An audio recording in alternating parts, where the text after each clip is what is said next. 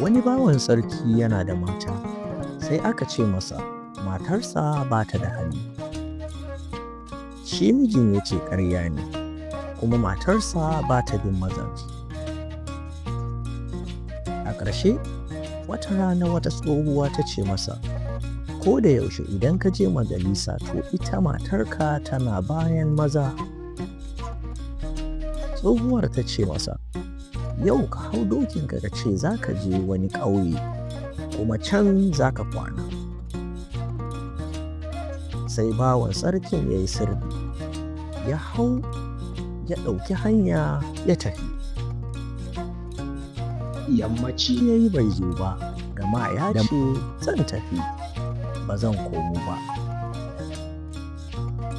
Yanzu matar ta mallaki wasu masoya, daga ladima da bazarake da wani daga cikin bayin sarki bari mai suna duniya, kuma akan mai gidan zai tafi. Sai matar ta aika zuwa ga waɗannan masoyarta ta ce, ubangijina zai tafi wani ƙauye, kuma ba zai dawo ba sai gobe. Sai galadima ya kawo naman shanu 4,000 da shinkafa 2,000 ya kawo wa matar. Da dare ya yi, galadima ya iso, aka shirya nama da shinkafa ya ci.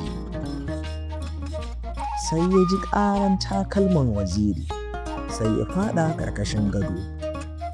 Aka ɗauke shinkafar aka rufe. Tabbas waziri ne. Sai ya zauna, sai shi ma aka ba shi shinkafa da nama ya ci. Sai ya ji hayaniyar takalma a waje, ashe wani ne da ake ce masa duniya, amma yana zaton mai gidan ne. Sai ya faɗa ƙarƙashin gado. A lokacin da ya tarar da galadima a zaune can, sai ya ce, haba galadima, galadima ne ko? Sai ya ce eh. Sai ya ce, rufa wannan asiri, kuma ya ce babu laifi a cikin wannan. Suna nan zaune sai wanda ake ce da shi duniya aka ba shi rabonsa, shi ma yana ci. Sai suka ji ƙahoton dokin mai gidan ya zo. Sai duniya ya jefar da farantin abincinsa ya faɗa ƙarƙashin gado. Sai duniya ya ga wani mutum a can, ya ce, kai wane ne? Sai galadima da waziri suka ce, ni ne. Sai duniya ya ce, kai galadima, me ya kawo ka nan? Sai suka ce, don Allah duniya, mu rufa wa kanmu asiri. Kuma duniya ya ce, lafiya, mu shiru. Sai suka tsaya cak. Mai gidan yana cire sirdi, bai sani ba. Sai ya ce wa matarsa ta ba shi ruwan wanke-wanke. Ta ba shi ruwan ya wanke. Sai ya shiga gida ya zauna a kan gado. Sai matarsa ta ce, sannu da zuwanka. Bai amsa ba, yana mamaki yana cewa duniya, duniya, domin an yi masa ƙarya da cewa matarsa tana bin maza. Gashi ya zo bai ga kowa ba, kuma ya ci gaba da cewa duniya, duniya. Matarsa ta ce, malam, menene? Yanzu shi mai suna duniya bakon kenan, ya zaci da shi ne ake magana.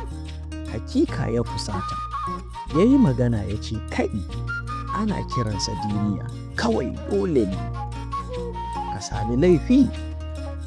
Duba, shin ba ku gani galadima da waziri ba, sai dai duniya?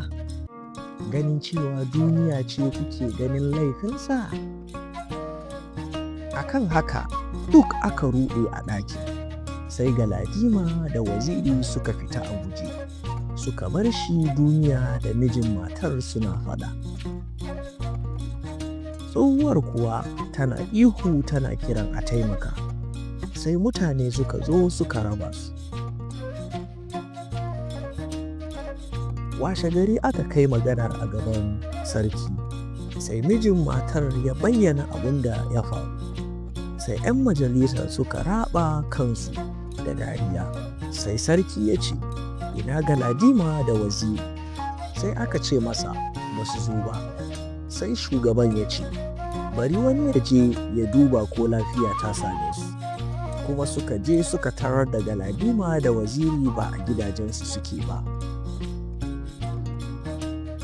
Gaskiya sun tafi daji, kuma har yanzu ba a gansu ba don tsananin kunya. Kuma ɗabi'un wannan shine bai kamata mai matsayi ya yi kuskure ba.